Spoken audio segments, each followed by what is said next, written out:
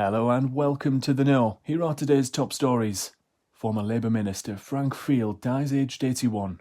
A witness to Jill Dando's murder has identified Man X as Serbian assassin Milorad Ulemic. And 4 people have been injured after 5 horses were let loose around London.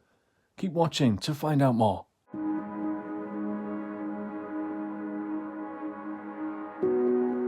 Former Labour Minister and crossbench peer Frank Field has died aged 81 following a period of illness.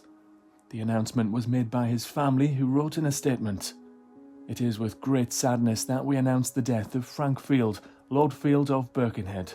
Though a long battle with cancer, Frank Field remained a resilient and engaged life until the end.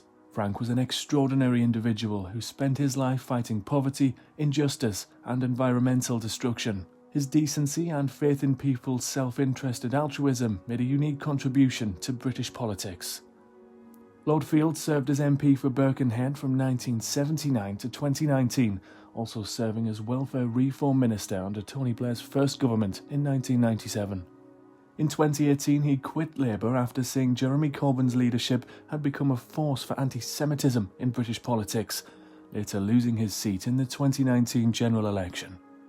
The former minister entered the House of Lords in 2020, serving as Right Honourable the Lord Field of Birkenhead, where he backed a law seeking to allow assisted dying. Paying tribute to the late minister, Tony Blair wrote that Frank had integrity, intelligence and deep commitment to the causes he believed in. He was an independent thinker, never constrained by conventional wisdom. A key witness in Jill Dando's murder has identified a Serbian assassin as the Man X that murdered the late Crime Watch presenter. Speaking exclusively to the Mirror, the witness said it's him after seeing an image of Milorad Ulemic, adding, "Yes, I've no doubt, I'm a bit rattled." I was absolutely certain. And there was no doubt. It wasn't like, oh, I think it's him. It was definitely him.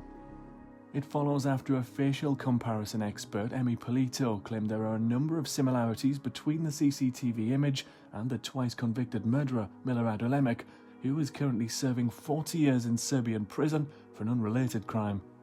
Polito says Man X and the Serbian have similar mouth shapes, chins, hairline, and the same right sideburn.